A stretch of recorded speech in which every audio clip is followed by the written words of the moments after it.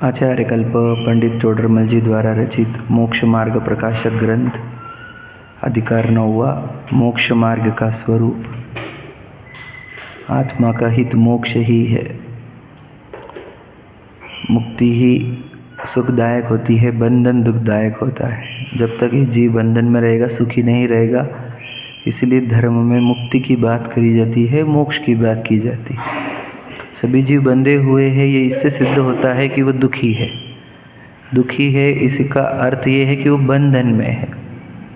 सभी जीव निरंतर सुखी होने का प्रयत्न कर रहे हैं, इसका अर्थ ये है कि वो अभी दुखी है। और दुखी है इसका मतलब बंधन में है। बंधन में है तो उसे चाहिए कुछ, तो बस मुक्ति ही चाहिए। इसलिए इस जीव को धन ऐश्वर्य भोग वगैरह कुछ नहीं चाहिए, उसको चाहिए मुक्ति। समझे? वो तो नादान है, अनजान है ना।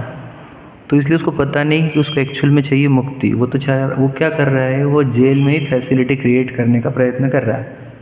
लेकिन जेल में कभी सुखी नहीं हो सकते, फैसिलिटी कितनी भी जमा कर लो, है ना। क्योंकि जेल जितनी भी रहती है वो टेम्पररी रहता है, वो केज है ना। फिर बाद में बदल जाता है बार बार। तो इसलिए जब तक जीव मुक्त नहीं होगा ये सुखी नहीं होगा। तो मुक्ति को ही मोक्ष कहा जाता है। और मोक्ष प्राप्त होगा पुरुषार्थ से। जब हम पुरुषार्थ करेंगे तब मोक्ष प्राप्त होता है। मुक्ति पुरुषार्थ से ही मिलती है, बाय चांस बाय लक, है ना, ऐसा नहीं मिलती है।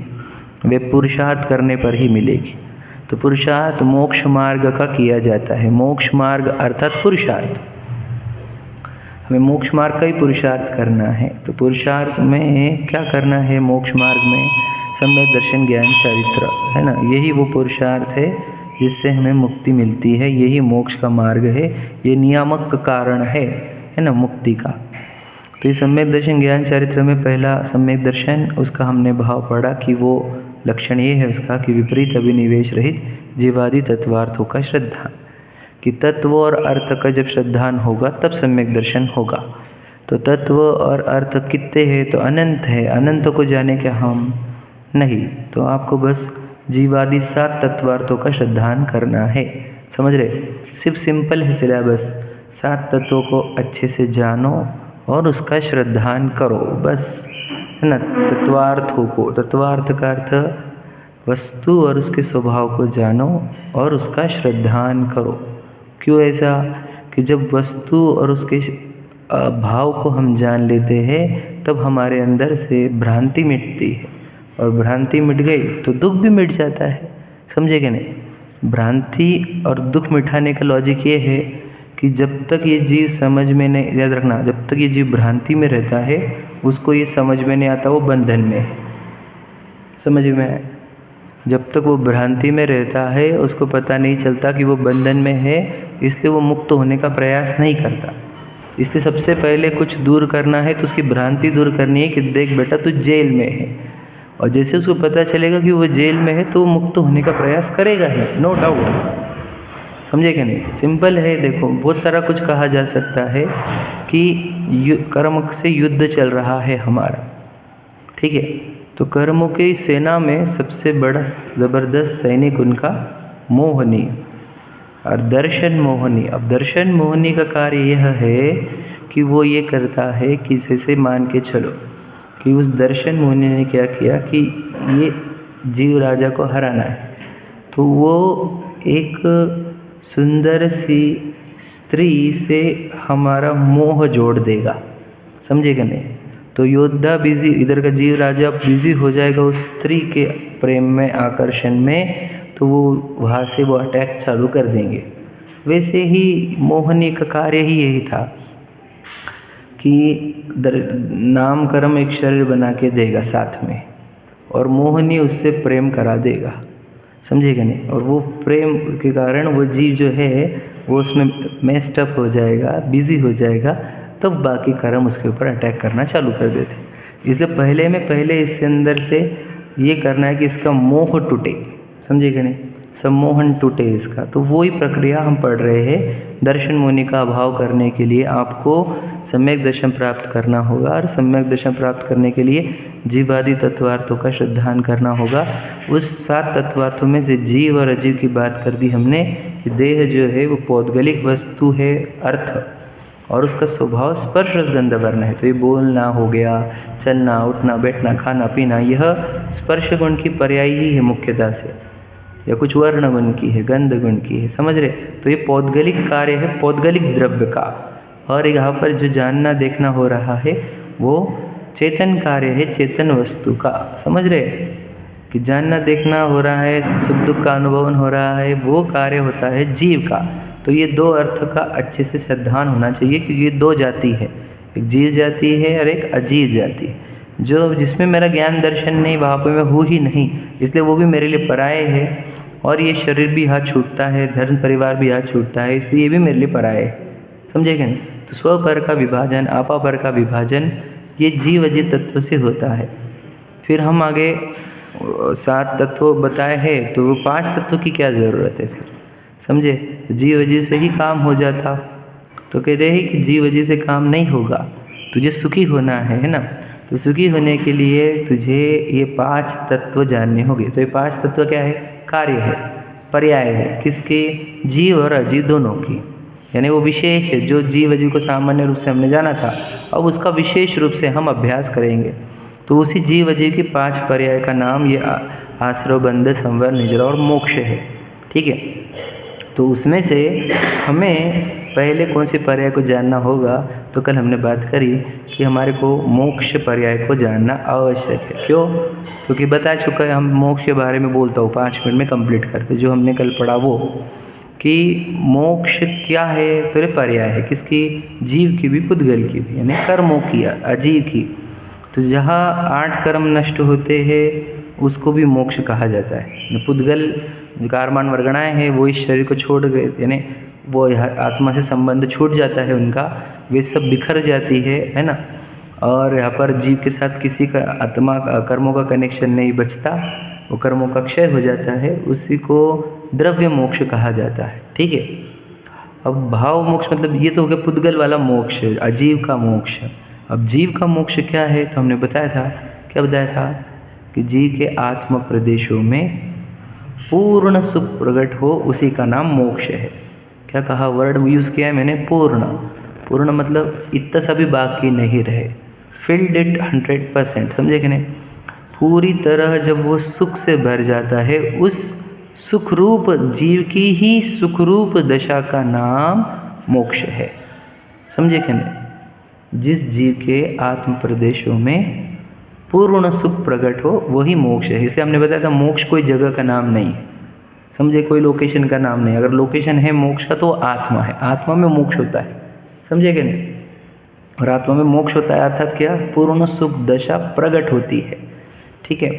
तो ये पूर्ण सुख आत्मा में प्रकट होना है ना, तो जिसके अंदर ये पूर्ण सुख प्रकट हो गया उनको ही हम भगवान कहते हैं। ये बताई बात हमने कल, क्योंकि पूर्ण सुख को ही भ कहते हैं, ज्ञान को ग कहते हैं, और वान मतलब पूर्ण सुख और पूर्ण ज्ञान वाले को ही भगवान कहा जाता है।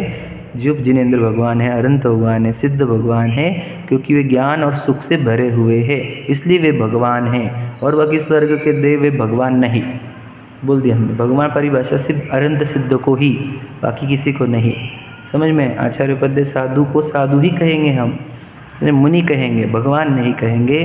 भगवान तो अनंत सिद्ध ही, समझ में आ गया।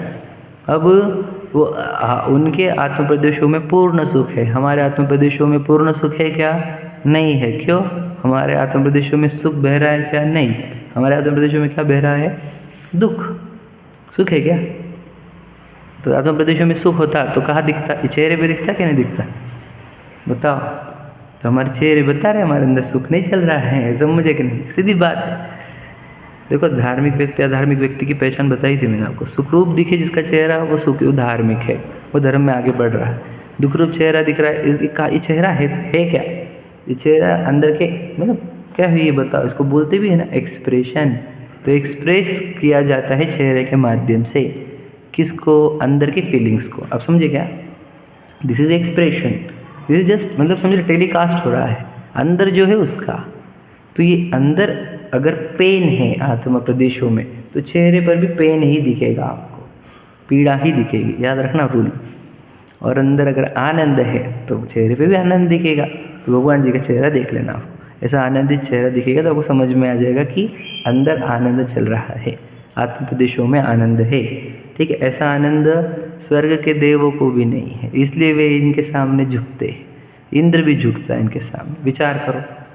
तो तीन अखत जो आनंद लयो, सो इंद्र नाग नरेंद्र वा अहम इंद्र के नाही कयो।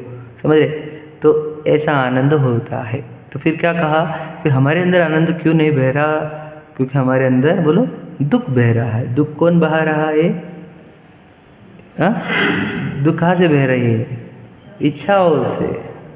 हमें अमर्यादित अनंत इच्छा होती है, उस इच्छा के माध्यम से जब आत्म प्रदेशों में दुख बहेगा तो सुख थोड़ी बहेगा।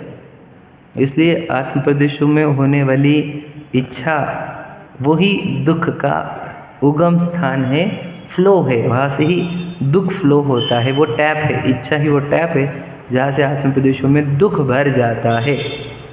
तो ये इच्छा होती क्यों है?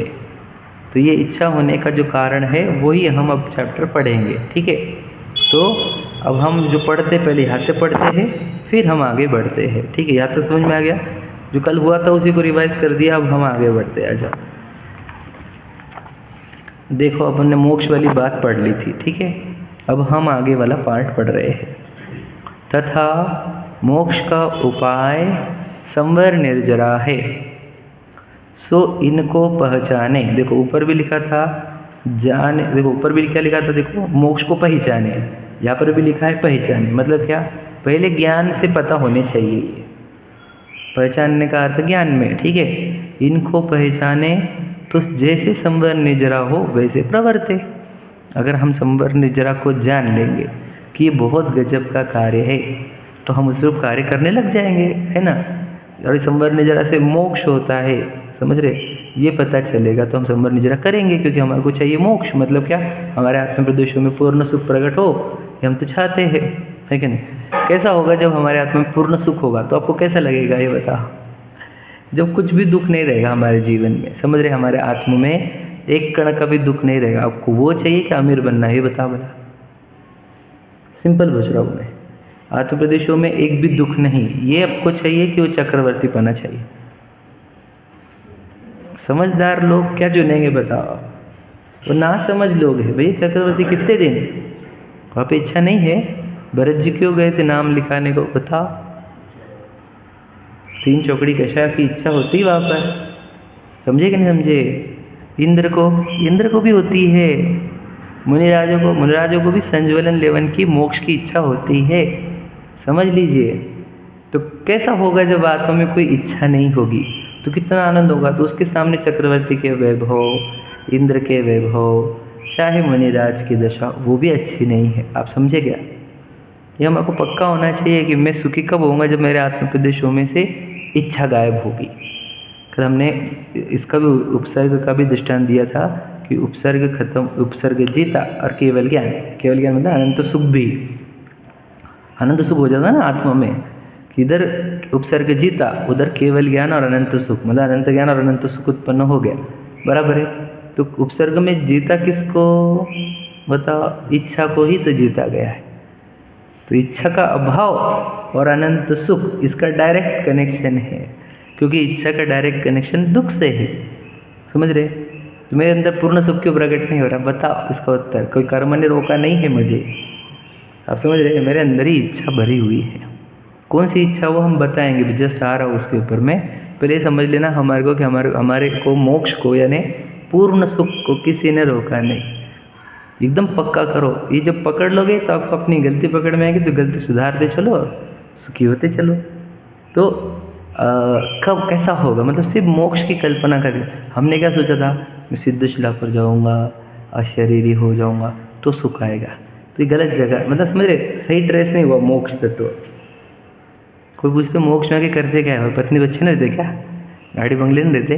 खाने पीने को नहीं मिलता? गार्डन वगैरह कुछ नहीं है? ऐसा कोई पूछे तो हम क्यों नहीं है वहाँ पे? तुझे क्या फ़ायदा फिर वहाँ पे जाके? तुझे पता नहीं है, तुझे यहाँ पे पहले इच्छा तड़पाती है, तब तुझे जाना पड़ता है इन चीज़ों के पास। वहाँ पे वो इच्छा ही नहीं है तो तड़पते ही नहीं, तो कहीं जाने की जरूरत ही नहीं, समझे कि नहीं? मोक्ष मतलब बहुत अच्छी चीज़ होती है, मतलब जगह का नाम नहीं, अंदर ही पूर्ण इच्छा का अभाव हो गया, समझे कि नहीं? मुझे बताओ, मैं अगर एक कहानी जो बचपन में सुनाई गई थी वो सुनाता हूँ आपको। सबने सुनी हुई है लेकिन सुनने जैसी है अब, कि एक व्यक्ति था जिसको राजा था, तो उसको सोने से बहुत प्रेम था, मतलब गोल्ड, ठीक है। तो उसने देव को प्रसन्न किया, कोई देव को, और बोला मैं जिसको छू वो सोने का हो जाए। पता तो है सबको कहानी। तो जिसको छुरा सोने का, जिसको छुरा सोने का, फिर बाद में क्या हो जाता है, उसकी बेटी ही सोने की हो जाती है, पता है ना। तो फिर वो बोलता है कि हे भगवान ये क्या हो गया, है ना, वो जिसको मानता देव को, वो तो चाहता था सब सोने का हो जाए। तो बताओ वो खुश था कि नहीं था, सब सोने का हो रहा था ना। फिर से वरदान वापस लिया, वापस सब नॉर्मल कर दिए गए। तो क्या समझ में आया हमारे को इस पे से हमको ये समझ में आया कि वो सोना में, पुद्गल में सुख नहीं है, समझ रहे। इच्छा भाव पर अगर है तो तड़पाएगी सोना होते हुए भी, समझे कि नहीं समझे, विचार करो। तो दुख जहाँ कहाँ है, इच्छा जहाँ वहाँ दुख। तो जब तक इच्छा तब तक सुखी नहीं, और जब इच्छा का वो होगा तो मैं कितना खुश होऊंगा, कितना आनंदित रहूँगा, ये विचार करो पहले। फिर जब ये श्रद्धान हो जाता है, इसको बोलते हैं मोक्ष का श्रद्धान हो गया। सच बताओ तो बताओ, जो डोडरमल जी कहे कि मोक्ष को देखा देखी भला कहता है। बताओ हम मोक्ष को आज तक जाने ही नहीं थे, तो हम मोक्ष मार्गी कैसे और मुमुक्षु कैसे, और कौन किस एंगल से हम धार्मिक आत्मिक कैसे, क्या जब हमको मोक्ष ही पता नहीं हो समझेगा नहीं। हमको लगे शिखर जाएंगे तो मोक्ष मिलेगा, है ना, जंगल में जाएंगे तो मोक्ष मिलेगा, है ना, मुनिराज बनेंगे तो मोक्ष मिलेगा। सोचो इससे कोई कनेक्शन नहीं है, तो पौद्गलिक बातें है ये। मोक्ष कहाँ है, जीव के अंदर। जीव के अंदर मोक्ष कब होगा, शिखर जी जाएंगे तो नहीं, इच्छा का हवा होगा तो। और सुख तो मोक्ष सुखदायक है कि दुखदायक, सच बताओ। हमारे को धनवान होना सुखदायक दिख रहा है कि इच्छा का अभाव करना, विचार करो। ये हमारी क्लैरिटी नहीं, हमारे अंदर स्पष्टता ही नहीं है। हम तो धनवान होकर सुखी होना चाहिए, जितना धनवान होता है उतनी इच्छा बढ़ती है। ये बात समझा क्यों नहीं अभी तक, समझे कि नहीं। तेरे पास पैसे पड़े हुए 10 करोड़ अकाउंट में, तो तेरे को चल भी चल छुट्टी क्या नहीं छुट्टी, बता कैसे छुट्टी। एक बंगला तो भी ले लेते, प्लॉट तो भी ले लेते, ये तो भी ले लेते, वो तो भी ले लेते, समझे। घूम के तो भी आते, खा के तो भी आते, कुछ तो चलेगा देखो, शांत बैठेगा तू। तो देख लेना इन सब की हालत, जितने करोड़पति खरबपति इन सब की हालत वही है, शांति नहीं कहीं पे, कहीं पे भी नहीं किसी को। तो पूछो भगवान का दिया सब कुछ है, सब कुछ है, पूछो उनको शांति है क्या 1% की नहीं। शांति कौन भंग कर रहा है, इच्छा है, समझ रहे। जब तक शांति नहीं, यानी इच्छा है जब तक, तब तक शांति नहीं। तो इच्छा वाले जीव सुखी नहीं, ये क्लैरिटी हो रही है आपको। तो वो सुखी जो इच्छा से रहित हो, समझ में आ गया। तो कौन है इच्छा से रहित, भगवान जी। इसलिए भगवान जी के सिवा कोई पूज्य नहीं, ये हम कहते हैं। वो लॉजिक है कि नहीं, कि नमोकार मंदिर में हमने 5 जीवों को रखा, उसमें 2 तो इच्छा का अभाव कर चुके, और 3 उनको रखा है जो इच्छा का अभाव कर रहे हैं, बस थोड़ी सी बच गई जिनकी। इसलिए हम 5 के सिवा छठे को पूजते नहीं है, याद रखना मेरी बात। और क्राइटेरिया क्या भैया, इच्छा का अभाव, तो उसी को एक शब्द भीतर आता, समझे। एक ही क्राइटेरिया हमारे पास। तो इनको क्यों नहीं पूछते, उनको क्यों नहीं पूछते, भैया इच्छा वालों को नहीं पूछते हम, समझ लो बात को। हमको व्यक्ति वाला थोड़ी कुछ है, इच्छा वाले होंगे तो हम पूज्य नहीं, क्योंकि दुखी हमारे जैसे, सेम मैं दुखी वो दुखी, हमारे आत्म प्रदेश में दुख बह रहा, उनके भी आत्म प्रदेश में दुख बह रहा, तो हमारे लिए पूज्य कैसे हो जाएंगे, समझ रहे कि नहीं। जिनके आत्म प्रदेश में सुख बहता है वो हमारे लिए आदर्श है ही, विचार करो। वो तो हमारे थोड़ी अप स्टेज पे भी, और उनके आत्मा में ज़्यादा सुख होगा तो हम उनको भी मानते, सम्मान देते, श्रावक हो, वारिका हो, समझे कि नहीं। हमारे से ज़्यादा सुख है उनके अंदर, तो हम उनको भी सम्मान देते। सुख है क्राइटेरिया है, सुख ही क्राइटेरिया है, कि जिसके पास सुख है वो हमारे लिए पूज्य है, वो हमारे लिए आदर्श है। आदर्श मतलब आईने जैसा, हम उनके जैसा बनना चाहते, समझ गया। तो हमारे भी क्लैरिटी है क्या, सुख मतलब क्या है, तो इच्छा का अभाव सो सुख, ठीक है।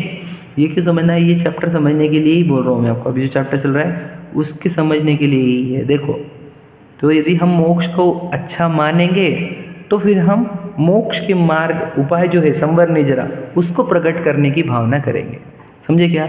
मोक्ष को अच्छा मानने पर संवर निजरा के उपाय करेगा। यदि मोक्ष को ही अच्छा नहीं मानेगा तो संवर निजरा का उपाय करता ही नहीं वो। देखो हमारे जीवन में संवर निजरा इसलिए नहीं है, बोलो, क्योंकि हमारे को मोक्ष अच्छा लगा नहीं है। आप समझे क्या? समझे कि नहीं समझे? संवर निजरा क्यों नहीं है? क्योंकि मोक्ष अच्छा लगा नहीं है। फिर हमको अच्छा क्या लगा है? बंध, इसलिए हमारे जीवन में आश्रव चल रहे हैं। बात समझना, मैं आपको बता दूंगा, अभी क्लियर करना है मुझे वो, लेकिन मैं आपको क्लैरिटी करने से पहले पूरी भूमिका क्लियर कर देता हूँ, है ना? क्या कि हमारे जीवन में संवर निजरा क्यों नहीं? क्योंकि हमें मोक्ष अच्छा लगा नहीं। हमें मोक्ष अच्छा लगता है सिर्फ हम कहते हैं, सही है क्या नहीं? देखा देखी मोक्ष को भला कहता है, देखा देखी मोक्ष को भला कहता है, समझे? सबको, किसी को मोक्ष नहीं चाहिए, सबको तो बस बंध चाहिए। बस बताऊंगा मैं आपको, देखें। तो संवर निजरा का उपाय को पहचानो, संवर निजरा को पहचाने तो जैसे संवर निजरा हो वैसे प्रवर्ते। इसलिए संवर निजरा का श्रद्धान करना, इसलिए संवर निजरा का श्रद्धान करना, समझे कि नहीं? श्रद्धान करना क्यों कहा? पहले पहचानो, ठीक है? अब मोक्ष को आपने समझा कि नहीं समझा? सबने समझ लिया। अब मोक्ष को जान लिया ना, अब क्या करना है उसका? श्रद्धान। श्रद्धान करना तो क्या? जब तक इच्छा का अभाव नहीं होगा तब तक कोई सुखी नहीं हो सकता, ऐसा श्रद्धान में बैठा लो। और मुझे करना क्या है? मुझे ऐसी ही दशा प्रकट करनी है। इसको बोलते हैं मोक्ष का श्रद्धान होना, समझे क्या? तो हमारे अंदर हुआ है क्या ये श्रद्धान? बताओ, नहीं हुआ हमारे? करो करो, जान लिया ना। देखो जितनी स्पष्टता से हमने बताया कल मोक्ष का स्वरूप, इच्छा का अभाव वाला, ऐसी स्पष्टता से कभी सुना नहीं होगा आपने, है ना? बहुत कम चर्चा होती है इस चीज़ की, गजब की चर्चा की। पूर्ण इच्छा का अभाव, पूर्ण सुख रूप दशा, वो अगर हमारे ज्ञान में आ गई, समझे क्या नहीं, तो अब हमारी भावना उछलेगी वही दशा प्रकट करने की। और वो दशा जिसने प्रकट करी उनके प्रति भक्ति भाव भी उमड़ेगा, समझे? तो भगवान जी अच्छे लगेंगे, बरजबरी अच्छे नहीं लगेंगे, सच में अच्छे लगेंगे। समझे? आज हमारे को भगवान जी बरजबरी अच्छे लग रहे, बुरा मत लगने देना, सच्चाई यही है। बरजबरी अच्छे है कि सच में अच्छे? बताओ बोला भगवान जी। मैं आपको किसी को पर्सनली नहीं बोल रहा हूँ, मैं खुद को भी बोलता हूँ, ठीक है? हम बरजबरी अच्छे लग रहे हैं। बरजबरी सब जन बोलते ना अच्छे, इसलिए अच्छे। हमारे पास खुद का नहीं कुछ, समझे कि नहीं? देखो जब तक हम गहराई में नहीं उतरेंगे तब तक भगवान जी रियल में अच्छे नहीं लगेंगे। अगर आप जिनवानी में गहरे उतरोगे तो आपको भगवान जी सच में, आपको बता कौन सा जीव आपकी आंखों के सामने आना चाहिए? बता कौन सा जीव? इंद्र, वो एक्टर, वो एक्ट्रेस, वो नेता, वो है ना, वो चक्रवर्ती, वो इंद्र, कौन हमारे आंखों के सामने आने कौन चाहिए? किधर जोड़ना चाहिए हमारा चित्त? वही जिन्होंने इच्छा का अभाव किया, वो जीव हमारी दृष्टि में रहे, है ना? विवर्धमान महान जिन विचरे हमारे ध्यान में, समझे कि नहीं? बोलो, संतप्त मानस शांत हो जिनके गुणों के गान में। संतप्त मानस क्यों है? इच्छाओं से। और जिनका चिंतन किया तो क्या हो गया कि अरे इच्छा का अभाव किया इन्होंने, तो मैं भी वो इच्छा का अभाव करता हूँ, तो संतप्त मानस शांत हो जाता है, समझे क्या? इच्छा हुई कि भगवान जी को याद करो, तड़पे, दुखी हुए, तो संतप्त हो गया मानस, तो भगवान जी का चिंतन करो। भगवान जैसा कौन सा? इच्छा के अभाव वाले भगवान जी। तो लेकिन सबका संतप्त मानस शांत हो जाएगा, समझे कि नहीं भैया? ये सच है, ये करने की बात है। संतप्त मानस हुआ कि चिंतन करो, शांत एकदम, समझे कि नहीं? तो अब ये संवर निजरा कब होगी? जब हमको मोक्ष अच्छा लगेगा। मोक्ष अच्छा लगना चाहिए, उसका श्रद्धान होना चाहिए। तो फिर संवर निजरा उपाय है, उसका भी श्रद्धान होना चाहिए कि जब मैं संवर निजरा करूँगा तब मुझे मोक्ष होगा। तो संवर निजरा क्या है? वो नीचे की लाइन है, तथा संवर निजरा तो अभाव लक्षण सहित है, समझे क्या? मतलब संवर निजरा एक्चुअल कंसेप्ट नहीं है ऐसा बोल रहे हैं वो, ये रिवर्स्ड कंसेप्ट है। मतलब क्या? संवर निजरा आपको अभाव करके उत्पन्न होने वाली है। मतलब क्या? उसका लक्षण क्या है? अभाव लक्षण। वही लिखा वर्ड क्या है? अभाव लक्षण। दो शब्द आए, अभाव लक्षण। मतलब संवर निजरा को पहचानना है तो आपको क्या करना होगा? उसका लक्षण कैसे है? अभाव करना। मतलब क्या? आश्रव का अभाव वो संवर है और बंध का अभाव सो निर्जरा है। आप समझे? ऐसा है वो कंसेप्ट। इसलिए मैं संवर निजरा समझाया नहीं, मैं नीचे आ गया आश्रव बंध पे। कि मैं आश्रवबंध को समझाऊंगा तब मैं संवर निजरा को समझा पाऊंगा। आप समझे कि नहीं? मैं आश्रवबंध समझाए बिना संवर निजरा नहीं समझा सकता। क्या पता, कोई भी नहीं समझा सकता। क्या कह रहे भैया, बहुत गजब की शैली यूज़ करी उन्होंने सात तत्वों को समझाने के लिए। बहुत, मैं क्या बोल सकता, टोडरमल जी मिल गए आपके जीवन में, समझ लेना तुम्हारे जीवन में कुछ तो बहुत बड़ा होने का है, बहुत बड़ा कुछ होने का है। इसलिए तुमको टोडरमल जी के शब्द मिल गए, जिनवानी के शब्द मिल गए। क्या कहा कि संवर निजरा समझा ही नहीं उन्होंने। वही संवर निजरा कब समझोगे तुम? जब तुम आश्रवबंध को समझोगे। आश्रवबंध समझ में आ गए तब संवर निजरा समझ में आएगी, है ना। तो फिर आश्रवबंध को समझने के लिए आप प्रयत्न करते हो, ठीक है। जितना मैं प्रयत्न करता हूँ आप भी प्रयत्न करना, है ना। क्योंकि जब तक हम आश्रवबंध को अच्छे से समझेंगे नहीं, संवर निजरा नहीं समझेंगे और मोक्ष भी समझेंगे नहीं, और हम पूरा जीवन आश्रवबंध में ही बिता देंगे। इसलिए आपको टू द डेप्थ आश्रवबंध को अच्छे से समझो। जितने गहराई से समझाया जा रहा है उतनी गहराई से समझने की कोशिश करना। तो फिर आपको वो आश्रवबंध अभी हमारे साथ चल रहे कि नहीं चल रहे वो भी समझ में आ जाएंगे। अभी जब आश्रवबंध चल रहे हैं तो मुक्ति तो बिल्कुल चलने वाली नहीं, ये बात भी समझो ने। आश्रवबंध चल रहे मतलब दुख चल रहा है, तो सुख तो उत्पन्न ही नहीं होने का आत्म प्रदेशों में। आत्म प्रदेशों में हमारे अभी दुख है, इसका अर्थ क्या है? आश्रवबंध है। तो ये आश्रवबंध हम बंद करेंगे, खत्म करेंगे, तब हमारे आत्मा में सुख आएगा, समझे। तो आश्रवबंध को समझाने के लिए उन्होंने कहा कि क्रोध को पहचानेगा तो क्षमा पता चलेगी, समझ रहे कि नहीं। उन्होंने ऐसे दृष्टांत दिया। इसलिए आश्रव का अभाव होगा तो संवर होगा, बंध का अभाव होगा तो निर्जरा होगी, ठीक है। अब आश्रव बंध को समझने का प्रयत्न करते हैं, ठीक है। देखो, आश्रव के 5 प्रकार मैं 10 लक्षण में भी समझाए थे ये, लेकिन वहाँ अलग शैली यूज़ करी थी, यहाँ अलग शैली यूज़ करेंगे। आश्रव के 5 प्रकार का है जिनमानी: मिथ्यात्व, अविरति, प्रमाद, कषाय, योग, ठीक है। और इस 5 प्रकृति, ये 5 प्रकार को हमारे चैप्टर से जोड़ना है। तो पहला आश्रव में, आश्रव मतलब पूरे मिला के आश्रव के प्रकार 99,999 को हम एग्जाम्पल में ले रहे हैं, दृष्टांत ही एक्चुअल में से नहीं। 99,999 अगर आश्रव है टोटल, तो 90,000 वाला वेट, यानी पहला 9 जो है 90,000 का वेट किसका है? मिथ्यात्व का। अविरति का वेट 9,000 है, प्रमाद का वेट 900 है, कषाय का वेट 90 है, और योग का वेट 9 है। समझ में आया? मतलब 999 कैसा, जिनवानी ने बहुत अच्छा दृष्टांत दिया है हमारे को, बहुत सुना हमने। समझ में आया? सबसे ज़्यादा वेट किसका है? 90,000 का वेट है मिथ्यात्व का। समझ में आ गया? ये तो कहीं बेसिक बता रहा हूँ। अब मिथ्यात्व का इतना वेट क्यों है वो भी समझते हैं। अभी तो हमने सिर्फ सुनी हुई चीज़ें, अब एक्सपीरियंस की हुई चीज़ें बतानी है आपको। देखो कि मिथ्यात्व से क्या होता है, वो बोलते हैं बुद्धियाँ क्रिएट होती है। वो बुद्धियों का नाम ही एकत्व, ममत्व, कर्तृत्व और भोक्तृत्व है। समझ में आया? एकत्व, ममत्व, कर्तृत्व, भोक्तृत्व, उसमें सबसे स्ट्रॉन्गेस्ट तो एकत्व। समझ में आ गया? तो देखो मैं आपको बता दूँ। अब एकत्व का अर्थ होता है, बोलो, एक लगना। एकत्व का अर्थ सिंपल है, बोलो, एक लगना। कौन एक लगना? 2 चीज़ें एक लगना, बस इतना ही है। वो बहुत सरल भाषा में समझा रहा हूँ मैं, तो कोई नया भी सुन सके तो इजी समझ में आ जाए। 2 चीज़ें एक लगना, यह मिथ्यात्व का सबसे बड़ा डेंजरस फल है। समझे? यहाँ पर देखो, एक पूरी मिट्टी से बनी हुई सत्ता, हड्डी, मांस, चमड़ा, खून, मल, मूत्र, पसीना, बाल, हाथ, पैर, हड्डी, मांस, हार्ट, हड्डियाँ, वो जब सब समझ लेना आप। और ये पूरा की पूरा डिजाइंड बाय नाम कर्म, पुराने कर्म। समझ में आ गया? रॉ मटेरियल मिट्टी, मिट्टी के भी कौन से फॉर्मेट? खून, पसीना, मल, मूत्र, हड्डी आदि आदि, ठीक है। और डिजाइंड किसका? नाम कर्म, पूर्व कर्म। समझ रहे?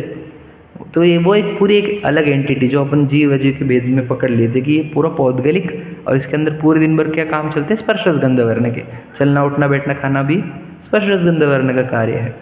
वो एक एंटिटी, और एक जानने वाली एंटिटी, पूरी एंटिटी अलग। देखो कहा कि देखो इस पूरी बॉडी में जानना कहीं नहीं, और जानना जहाँ हो रहा है उसमें ये बॉडी नहीं है, उपयोग में है, वो बताए थे हमने। तो देख लेना, जानने वाली सत्ता इसी देह के एरिया में रहती है, लेकिन इस देह को छूती नहीं है। समझ रहे? और पूरे बॉडी की एक्टिविटी को, ईच एंड एवरी एक्टिविटी को जानती जरूर है, एक समय भी जानने से रुकती नहीं है। तो जानन वाली वस्तु और इस शरीर, ये दो एंटिटी होते हुए भी दर्शन मोहनी या मिथ्यात्व ऐसा होता है जो दो को एक दिखाता है। और ये होता है एकत्व बुद्धि, ये होता है मिथ्यात्व का सबसे स्ट्रॉन्गेस्ट फल। समझ में आ रहा है? और जहाँ एकत्व हो गया वहाँ क्या प्रॉब्लम है हमारे को? एकत्व हो गया तो क्या प्रॉब्लम है तुम्हारे को? एकत्व हो गया तो तुझे बोलो, नहीं वो तीनों से ही बोलना है मुझे, एकत्व होने से क्या प्रॉब्लम है? प्रश्न ये है कि हो गया, जान दो। हाँ, अब तुझे इच्छाएं अनंत उत्पन्न होती है। क्यों? अब तू खुद को मानेगा विशाल। मैं एग्जाम्पल दे रहा हूँ विशाल, आप आपका नाम लगा लेना, सब जन अपना अपना नाम लगाओ, सच में बोल। अभी मुझे इस जीवन संबंधी पूरी चिंता है, चलो पत्नी, बच्चे, खान पान, निरोगता, प्रसिद्धि, प्रशंसा, रिस्पेक्ट, समझे कि नहीं? अब इस बॉडी के साथ क्या होगा? वो पुराने कर्म खेलेंगे, क्योंकि जो मैंने बांध के लाया, डब्बे में जो लाया है वही मिलता ना हमारे टिफिन में जो भरा हमने। एग्जाम्पल तो याद है सुमत जी का, है कि नहीं? जो टिफिन में भरा वही मिलेगा हमारे को।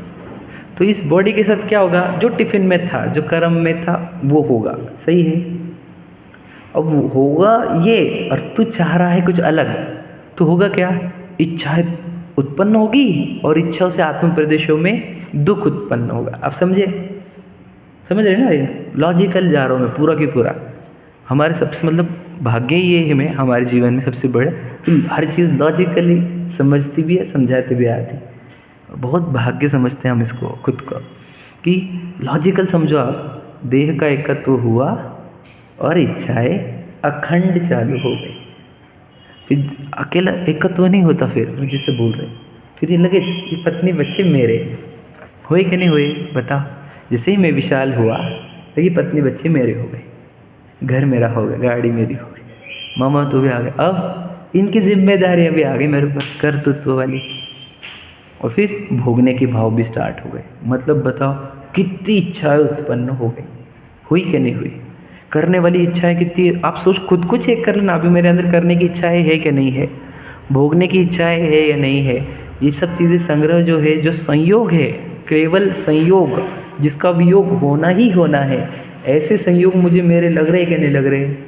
और ये देह और मैं एक लग रहे कि नहीं लग रहे? तो सोचो, जब हमारे अंदर आश्रयों का सबसे स्ट्रॉन्गेस्ट जो आश्रय है मिथ्यात्व, वो हमारे अंदर चल रहा कि नहीं चल रहा, जिसका वेट 90,000 है। क्यों इतना वेट है उसका? क्योंकि सबसे ज़्यादा इच्छा वो मिथ्यात्व उत्पन्न करता है। समझ में आ गया भैया? देखो लॉजिकली जाओ, कहीं पे बढ़ गए तो पूछ लेना, लेकिन अटकना मत। कहना क्या है कि मिथ्यात्व क्या करता है? चार बुद्धियाँ, और सबसे स्ट्रॉन्गेस्ट एकत्व। एकत्व हो गया तो समझ लेना सब ममत्व भी आ गया, कर्तृत्व भी आ गया, भोक्तृत्व भी आ गया। समझ गया? मैं अविरति प्रमाद कषाय योग को थोड़ा सा साइड में रख रहा हूँ अभी, क्योंकि देखो एक तो पहले ये मिथ्यात्व टूटा, चार बुद्धियाँ टूटी, तो अविरति प्रमाद कषाय योग का वेट तो वैसे भी 9,999 ही बचता है। समझ रहे? इसलिए मैं उसको गौण कर रहा हूँ थोड़ी देर के लिए, मैं आगे ले लूँगा उसको। लेकिन समझ में आया कि जब तक ये मिथ्यात्व चलेगा तब तक आत्म प्रदेशों में सुख उत्पन्न होगा क्या? ये प्रश्न है। किसी की भी नहीं। हम दीक्षा ले ले, समझ रहे कि नहीं? दीक्षा ले ले, जगत से कट जाए तो भी, क्योंकि दीक्षा लेने के बाद तो इच्छा नहीं होनी चाहिए थी, पत्नी नहीं, बच्चे नहीं, गाड़ी बंगले नहीं, देह तो है, और देह के साथ एकत्व भी है ना। एकत्व ही तो प्रॉब्लम है सबसे बड़ा, पत्नी बच्चे थोड़ी प्रॉब्लम था हमारा। समझे कि नहीं समझे? एकत्व प्रॉब्लम था। तो एकत्व जब तक है तब तक इच्छा अनंत होगी ही। याद रखना मेरी बात, इच्छा को रोक नहीं पाओगे तुम। समझे कि नहीं? क्योंकि देखो सिंपल, अब हमारी बात करें, मुनिराज को भी, मतलब जो समझ लेना मिथ्या तो नहीं हुआ, द्रव्यलिंगी जिनको कहते, उनके भी इस देह संबंधी अनुकूलता की इच्छा बनी ही रहती है। अब बोलेंगे दीक्षा ले ली, उनके तो स्किन निकाल दी, नमक रगड़ दिए, तो हम बोल रहे वो इतना सहन क्यों कर रहे? बताओ, अपना अच्छा हो तो अपना मतलब क्या? शरीर ही ना, क्योंकि दूसरा तो पार्ट पता ही नहीं उनको। अगर दूसरा पार्ट पता तो हम द्रव्यलिंगी थोड़ी बोलते उनको, हम तो भावलिंगी बोलते। सही कि नहीं? दूसरा पार्ट अननोन है। यहाँ पर इस बॉडी को मैं माने हैं, मैं मुनि हूँ ये मानते। जैसे मैं विशाल हूँ मानता हूँ, वे मुनि हूँ ये मानते। वो भी अपने आप को जान नहीं रहे कि मैं चेतन सत्ता हूँ, ध्रुव त्रिकालिक अनादि अनंत। समझे कि नहीं? ऐसी सत्ता की पहचान नहीं होने से इच्छा का अनंत साम्राज्य बना हुआ है यहाँ पर। और आपको बोलता हूँ फिर क्या होता है, ये भाव खत्म होता है, देवगति प्राप्त होती है ना। ग्रीवक उपजाय, ग्रीवक तक पहुँच जाते, वहाँ पर पूरी भोग सामग्री खड़ी हो जाती है। तो होता क्या है, बताया ना मैंने, पूरा भोग होना प्रारंभ हो जाता है। मतलब इच्छा क्या हुई थी, छुप के बैठी थी कि नहीं नहीं मैं खत्म हो गई, मैं खत्म हो गई, हाँ देखो मेरी खत्म हो गई। और जैसे ही वो देवगति आई कि सब उमड़ कर सामने आ गई। समझे कि नहीं समझे भैया? और फिर सब भोग हुआ और फिर वापस एक इंद्रिय में जाना पड़ा। सोचो क्या कह रहा हूँ मैं, ये सब हमारे साथ हुए वाला है अनंत बार। समझे भैया? ये सब हुआ है हमारे साथ। हम ऐसे मुनि बने, हमको लगा इच्छा खत्म हो गई, इच्छा छुपी हुई थी, जब स्वर्ग में गए फिर भोगा उनको, फिर वापस एक इंद्रिय हो गए भोगने के चक्कर में। समझ रहे? और ये चक्र प्रक्रिया चली रही चली रही चली रही। फिर इसका अभाव कैसे होगा, समझे कि नहीं? बताओ। जो सॉल्यूशन, जो प्रॉब्लम है वो समझ में आया कि आश्रव, आश्रव समझ में आया। आश्रव से क्या होता है, आश्रव में कौन सा प्रकार, मिथ्यात्व, मिथ्यात्व में एकत्व, एकत्व के बाद ही तीन, एक ममत्व, कर्तृत्व, भोक्तृत्व। समझ में आया? मतलब गड़बड़ कहाँ हुई थी सबसे ज़्यादा, ये देह में लग गई, जबकि देह पूरी भिन्न एंटिटी थी। मैंने क्या बताया, देव, जैसे मैं एग्जांपल देता था बहुत पहले कि एक ग्लास कांच की बॉटल है जिसके अंदर पानी है, ठीक है। हमने टॉर्च लाइट लगाया यहाँ से, तो टॉर्च लाइट बॉटल में से, पानी में से पार होकर उधर पास हुआ, होता है ना। समझे कि नहीं समझे? तो जहाँ पर वो पानी है वहाँ पर लाइट है क्या, नहीं है? क्या समझे? क्वेश्चन समझे क्या? समझे कि नहीं भैया? जैसे एक पानी की बोतल है, उसके अंदर पानी भर दिया हमने, कांच की बोतल, और फिर इधर से हमने टॉर्च लाइट मारा तो लाइट उधर से भी बाहर निकला। तो जितने एरिया में पानी था उतने एरिया में लाइट है कि नहीं है? है ना। दोनों ही एरिया में है कि नहीं? समझे कि नहीं? पास हुआ ना यहाँ से वो। तो इसका अर्थ क्या होता है, जैसे पानी और लाइट एक जगह पर है, वैसे ही देह और आत्मा एक ही जगह पर है। वो एग्जाम्पल याद रखना। तो ये पानी, मिट्टी और मैं जीव एक ही एरिया में। इसको एक क्षेत्र होगा समझाने के लिए बोलता था, बहुत पहले की बात है, मेरी स्टार्ट की, लेकिन आज भी बता दे रहा हूँ। तो दो वस्तुएं एक दिखना, ये मिथ्यात्व है, और यही मिथ्यात्व बोलो अनंत इच्छा उत्पन्न करके आपके आत्म प्रदेशों में दुख उत्पन्न करेगा, इतना कि वो एक क्षण के लिए भी सुखी नहीं होने देगा, इच्छा का अभाव नहीं होने देगा। समझ में आ गया? तो ये आश्रव समझ में आया, समझ में आ गया? अब संवर होता है, इसके ऑपोजिट होता है संवर। मैं बंद में भी नहीं जा रहा हूँ क्योंकि मुझे बताने थे बंद भी, पर फिर वो जो चाहिए मुझे वो निकलेगा नहीं, ठीक है। संवर किसे कहते हैं, बोलो फिर क्या होगा? संवर का अर्थ क्या, बोलो? इच्छा का अभाव करना। ये रिजल्ट पे आ गया आप, रिजल्ट पे। प्रक्रिया बताओ, वही रिजल्ट पे ही बात कर रहे हैं। प्रक्रिया, हाँ, आप संवर अधिकार समय साजी का पढ़ो। पूरा संवर अधिकार बोलता है भेद ज्ञान ही संवर है। भेद ज्ञान मतलब क्या, एकत्व टूटा, वही संवर है। समझे क्या कहा? एकदम सिंपल है, देखो आपको एकदम क्लैरिटी कर, आपका आंसर आ जाना चाहिए था जब मैंने बोला संवर, पहले ही बोल देना था। बच्चे रहते ना, अपने फटाक से बोल देते। गड़बड़ का है कि एकत्व से इच्छा उत्पन्न हो रही है, और फिर नंबर क्या है, एकत्व टूट जाना। तो एकत्व टूटने को क्या बोलते हैं, भेद ज्ञान।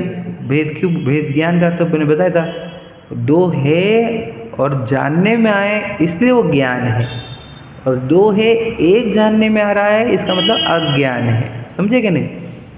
तो भेद ज्ञान का अर्थ क्या, भेद है वहाँ पर, दोनों अलग अलग है, और उसका ज्ञान हो गया, और ये श्रद्धान भी हो गए कि मैं तो अलग एंटिटी हूँ इस देह से। तो ये जैसा ही श्रद्धान हो गया तो पूरी बॉडी कैसी हो गई, सेकंड एंटिटी। बात समझ रहे?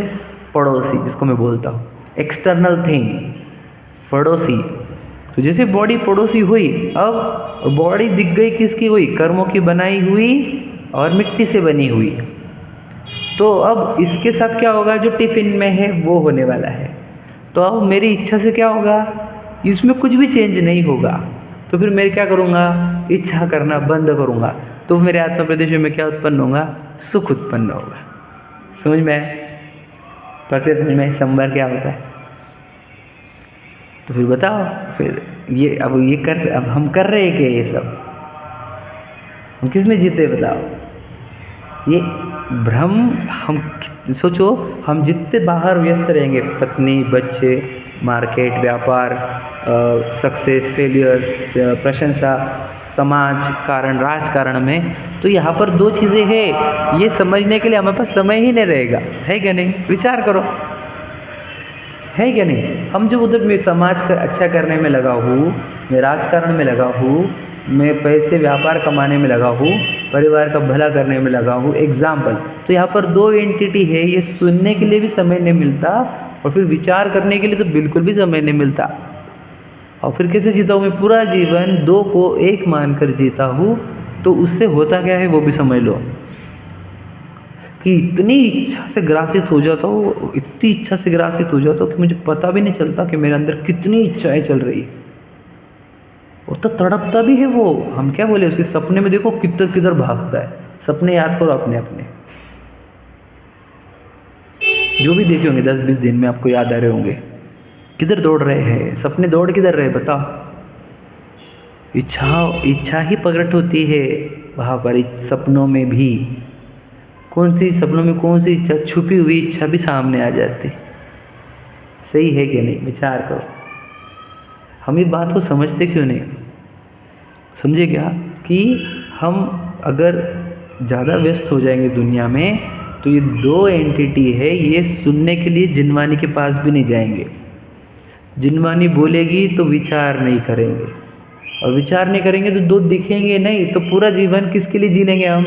वो चीज़ के लिए जो मैं था ही नहीं, यानी परायों के लिए जी लेंगे हम। जो यहाँ पे छूटने वाला है उसके लिए जी लूँगा मैं पूरा जीवन, और जो यहाँ से जाने वाला है उसके लिए जीऊँगा ही नहीं। तो इस जीवन को व्यर्थ जीवन कहते हैं भैया। मेरी बात को दिल से लगाना है ना, दिमाग से नहीं। सच्चा, इसको स्वीकारना हृदय से अपने, कि मैं ऐसा तो नहीं हो जाए कि मैं जीवन पूरा इस मिट्टी के लिए जी लूँ। मैं इसके अंदर रहता हूँ, एक ही एरिया में मैं अलग सकता हूँ। ये मेरे को थोड़े दिन की संयोग बना के दिए कर्म ने, और मैं उसके लिए जीऊँ क्या? ये लॉजिकल है? फिर मेरा क्या होगा? मैंने श्रीमद जी का दृष्टांत दिया था ना आपको, कि वो उनको बोले शरीर सूख गया, तो बोले पानी अब अंदर जा रहा है ना, पहले बाहर दे रहे थे पानी तो बाहर बह रहा था, फ्लरिश हो रहा था, अब अंदर बह रहा है तो अंदर फ्लरिश होगा। तो हमारा अंदर का जीवन अच्छा होना चाहिए, आत्मा का काम अच्छा होना चाहिए, शरीर का काम अच्छा कर रहे हम। बताओ, विचार करो, समझ रहे क्या? तीर्थंकरों का उपदेश सुनो, पूरा उपदेश सुनो। वो एक ही प्रश्न पूछता हूँ मैं, कि पूरी दुनिया में केश लोच कहाँ है? कौन से धर्म में है? सिर्फ जैन धर्म में केश लोचन, और कहीं पर भी नहीं। पता है आपको? सुना है कि नहीं? अगर सुना है कहीं पे केश लोच होता है? कहीं पर भी नहीं। मुंज निकालेंगे वो उस तरह से करेंगे, लेकिन लोचन तो कहीं पर भी नहीं है पूरे जैनिज्म को छोड़कर। समझे कि नहीं? श्वेतांबर में होता है कि लोचन? नहीं होता है शायद। हाँ, निकाल देना, कट कर रखते भी हैं हाँ। पर लोचन वाली प्रक्रिया तो सिर्फ दिगंबर जैन धर्म। सही है। तो हम बोलते ईश्वर के साथ इतनी जाति कर क्यों रहे तुम?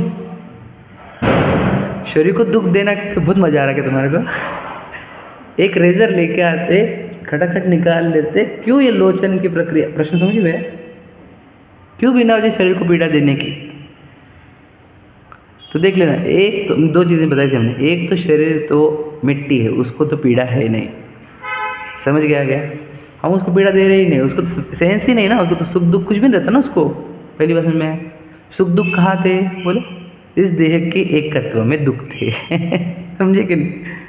वो एकत्व टूटा है हमारा, ये सिद्ध करने के लिए स्वयं को भी और दुनिया को भी ये केश लोचन की प्रक्रिया है। क्या समझे? एकत्व टूटने पर ही क्रिया की जा सकती है। ये इसलिए मैंने बोला कि मुनिराज बनने से पहले आप केश लोच नहीं कर सकते, आपको अलाउड नहीं है, क्योंकि देह का एकत्व बना रहेगा और तुम केश लोच करोगे तो परिणाम बिगाड़ लोगे। एकदम ऐसे एक एक बाल निकलेगा तो आंखों में से आंसू निकलेंगे, समझे कि नहीं? और वो तो सन सन सन सन सन सन निकाल रहे। तो देह का एकत्व टूटना ये अपने आप के अंदर चेक करने के लिए ही तो है कि भैया हमारे को शरीर की पीड़ा लगती ही नहीं, क्योंकि वो हमारे लिए पड़ोसी है, खट खट खट खट खट, समझे कि नहीं? तो ये तो द्रव्यलिंगी भी कर लेते हैं, पर याद रखना वो वाली बात नहीं है जो ओरिजिनल सेंस है। क्या सेंस है? देह हमारे लिए एकदम पड़ोसी, और हम उसको दुखी नहीं करते। अब देखो, अगर हम रेजर यूज़ करना चालू करें तो मुनिराज अगर वो नाई पे डिपेंड हो जाएंगे, कोई और व्यक्ति पर डिपेंड हो जाएंगे, फिर वस्तु का संग्रह चालू होगा, कोई और व्यक्ति चाहिए रहेगा, समझे कि नहीं? परिग्रह स्टार्ट हो जाएगा, पूरी प्रक्रिया। वो जंगल में ढूंढते बैठेंगे नाई को। इसलिए स्वाधीन एक भी चीज़ रखते नहीं साथ में, एक भी नहीं। क्यों? क्योंकि वो स्वाधीन जीवन जीना है। हम अपने ध्यान में, आत्मा के ध्यान के लिए निकला हूँ ना मैं, तो मैं वो ढूंढते बैठूँगा नाई को। ये खच खच खच कहता चक्कर ही न को, बहुत गजब का काम मैं आपको बोल नहीं सकता। ये जो हमारा जिन धर्म हमको मिला है वो बड़े भाग्य से मिला है हमको। ये पूर्ण दुख समझ रहे आपको, तो पूरे दुख दूर हो जाते क्या ये भेद ज्ञान करने से? हाँ, खत्म। देखो, मैं विशाल तो अनंत दुख, और मैं जीव तो अनंत दुख, खत्म। तो इसलिए उन्होंने एक लाइन यूज करी डॉक्टर जी ने कि भ्रम जनित दुख को दूर करने का उपाय भ्रम दूर करना है। मतलब क्या? तुमको लग रहा गरीबी दुख है, रोग दुख है, ये दुख है, वो दुख है, समझे नहीं? दुख तेरा भ्रम है। भ्रम दूर किया, दरिद्रता का दुख भी लगेगा, रोग का दुख भी लगेगा नहीं, निंदा का दुख लगेगा नहीं। आप समझे क्या कह रहा हूँ मैं? भ्रम जनित दुख को दूर करने का उपाय भ्रम दूर करना ही है। बस भ्रम दूर करो आप, और आपके दुख दूर हो गए।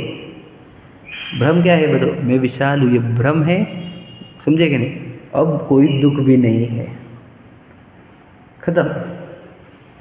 ये भ्रम दूर हुआ, पूरे दुख दूर हो गए। अब मुझे कोई भी दुख नहीं, क्योंकि सबसे ज़्यादा दुख तो भ्रम में ही है। सबसे ज़्यादा क्या बोले हम? पूरे दुख भ्रम में है। तो बताओ कहाँ गड़बड़ है? दो को एक करना, ये है पूरा संसार, और दो को दो जानना, ये है मुक्ति। समझे कि नहीं? नग्न रह लेते हमारे मुनिराज। कैसे क्या नग्न? कैसे क्या? कितना ऑकवर्ड लगता दुनिया को, और इनको ऑकवर्ड नहीं लगता। क्यों बताओ? ये किस आधार पर है नग्नता, दिगंबरत्व? किस आधार पर है? देह भेद ज्ञान के आधार पर ही सिद्ध होता है। ये तो भेद ज्ञान के बिना कैसे सिद्ध होगा? विचार करो। भेद ज्ञान नहीं और नग्न हो तो फिर तो कितनी तकलीफ है, उल्टा है और नेगेटिव हो जाते हैं। लेकिन भेद ज्ञान के साथ तो नग्नता आती ही है। हम इस देह को श्रृंगार करेगा, ये मिट्टी को। तो मुनिराज सोचो, आत्मा को रत्नत्रय से श्रृंगारित करते हैं, और देह देखी तो जैसा जन्मा हुआ बालक हो उतना अशुद्ध शरीर रहता है उनका। जन्म हुआ बालक जैसे गर्भ से आया वैसा अशुद्ध शरीर, और आत्मा देखी तो रत्नत्रय से आभूषित। समझे क्या नहीं? तो शरीर को इतना इग्नोर किया जाता है कि उसके अंदर से गंदी स्मेल आ जाए। उसको देखो, वो पसीना चलती, पसीना आता, फिर धूल उड़ती, हवा से मिट्टी चिपकती, लेकिन कोई उपाय नहीं उसका। बहुत देह मैली। तो देह मैली के साथ कैसे जी लिया आप? मैं थोड़ी मैला हूँ, समझे कि नहीं? विचार करो। तो ये दो वस्तुएं दो जानने में आना, ये समझदारी है। याद रखना, मैं बहुत सीखा हूँ जिनवानी दुनिया को, और अगर मैं दो को एक जानता हूँ ना, तो मेरे ज्ञान को अज्ञान की ही कैटेगरी है। समझे क्या भैया? और वो शिव भूति मुनिराज को नमोकार मंत्र भी याद नहीं रहते थे, लेकिन उनको वो दो समझ में आ गए। दो है या पक्का दो है, छिलका और दाल अलग। तो कहते वो उसी भाव से केवल ज्ञान होकर मोक्ष चले गए। बोला क्या वो शिव भूति मुनिराज? मतलब सबसे ज़्यादा इम्पोर्टेंट आपको ये समझना है कि यहाँ पर दो एंटिटी है, टू एंटिटीज। सबसे ज़्यादा ज्ञान भी बहुत नहीं, समझे क्या नहीं? बस दो का दो पने का श्रद्धान।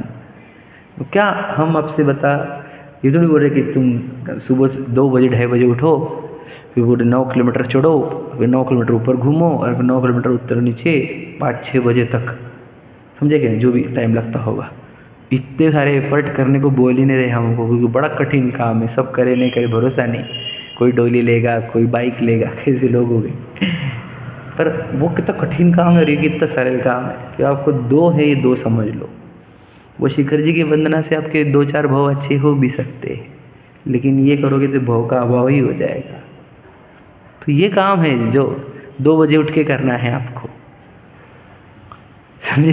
3 बजे उठो, 3:30 बजे उठो, लेकिन उठ के ये एकांत में आप अपने आप को पूछो कि मेरी बॉडी हो क्या। मैं तो बोलता फिर ऐसे चेहरा ही क्यों, अलग क्यों नहीं, वैसा क्यों नहीं, वैसा क्यों नहीं, वैसा क्यों नहीं, वैसा क्यों नहीं। अब इसको बूढ़ा मत होने दो, चलो आपको सबको टारगेट है, बाल वाइट होने देने की नहीं, रिंकल्स आने देने की नहीं, बीमारी आने देने की नहीं, करो। ऐसे कैसे संभव है। तो ये कौन करा रहा है, पुराने कर्म करा, तो उसको समझ लो पुराने कर्म का, सोचो, मैं सच बता रहा हूँ आपको, पुराने कर्म का बनाया हुआ फल है। तो ये फल दिखने चाहिए, ये मतलब पूरा कर्म फल कौन दिखने चाहिए हमारे को, पत्नी बच्चे नहीं, ये बॉडी। ठीक है, बॉडी मेरा कर्म फल है, जिसको 9 कर्म कहा जाता है, समझ में आया। 9 कर्म, ये कर्मों के फल में प्राप्त हुई वस्तु है। सोचो 9 कर्म से प्रेम हो गया, देखो यानी एकत्व तो मतलब क्या हो जाता है, हमारे को देह का प्रेम हो जाता है। तो जब कर्मों के फल से प्रेम होगा तो मिलेगा क्या, जिसके फल पसंद है उसका पेड़ भी पसंद है। पेड़ पसंद मतलब कर्मों का पेड़ पसंद है तो संसार पसंद है, संसार पसंद है तो मुक्ति पसंद नहीं है। समझ में आ गया ना। इसलिए ये कर्म के फल का प्रेम और एकत्व नहीं होना चाहिए। समझ में आया क्या। एकत्व और प्रेम का मतलब राग, ना एकत्व हो ना राग हो इस शरीर का, तो क्या हो, भेद ज्ञान हो। समझे क्या नहीं। फिर ये बीमार हो गया तो ये हो गया, तो भैया जिससे अपने परिणाम बिगड़ते हो तो ये भूमिका देख, तो कौन सी भूमिका, तेरे को ये इसके टाइम पे भाव बिगड़ते तो औषधि ले लेना, तेरे भाव नहीं बिगड़ते छोड़ दे, कोई टेंशन मत ले, बंदा उसके जो साथ जो होने का। तेरे भाव नहीं बिगड़ते ना तो फिर आत्मकल्याण में लोगों को छोड़ो मत, औषधि इसके, और भाव बिगड़ लेते तो ले ले औषधि, भाव मत बिगाड़। समझेगे नहीं, इतना सिंपल क्राइटेरिया है वो। लेकिन ये मैं नहीं हूँ, समझेगा नहीं, रोग मेरा नहीं, मैं रोग का ज्ञाता। समझ में, बस ये सब मिला के आश्रव और संवर, ये 2 चीज़ें समझाई हमने। 2 एक लगना वो आश्रव है मिथ्यात्व नाम का, और 2 अलग अलग समझ में आना ये भेद ज्ञान है जो है संवर। संवर बोले तो क्या समझ में आना, भेद ज्ञान। 2 अलग अलग चीज़ें दिखना हमारे को अभी इसी वक्त, तो भेद ज्ञान स्टार्ट हो गया और संवर स्टार्ट हो गया। 2 नहीं दिखे, एक दिख रहे हैं। समझ, यहाँ पर जिनवानी के सामने सुनते हुए 2 नहीं दिखते हमारे को, यहाँ से जब हम घर पे जाएंगे तब काय का 2 तो वहाँ पर तुम 2 की चर्चा भी सुनने को तैयार नहीं रहोगे वहाँ पर, तो सही है कि नहीं। तो वहाँ पर क्या है बताओ, यहाँ से जाना मतलब क्या, आश्रवों में जाना, बंध में जाना, वो अच्छा नहीं है। इसलिए जाने के अपने पैर उठे नहीं यहाँ से कि जा रहा हूँ मैं वहाँ पर जहाँ पे एक हो जाएंगे, जहाँ पर दिन भर टेंशन चलेगी, चिंता चलेगी, है ना, क्या क्या चलेगा मेरे साथ। इसलिए बड़े भाग्य से जिन मंदिर मिला, जिन वाणी मिली। अब आत्मा की बात सुन ली तो अब आत्मा को जानो, स्वयं को जानो, मैं भिन्न हूँ, ये शरीर से मेरी एंटिटी भिन्न है, शरीर मेरे पूर्व कर्म के फल है, उसके साथ जो हो रहा है मुझे सहज स्वीकार है। अहो चैतन्य आनंद में सहज जीवन हमारा, सहज, समझेगा नहीं, जो हो रहा है उसके हम सहज ज्ञाता दृष्टा है। इससे पुराने कर्म निर्जरित होते हैं, नए बंधन नहीं होते, है कि नहीं, और इस बात में मुक्ति मिलती है। ठीक है, चलो सहज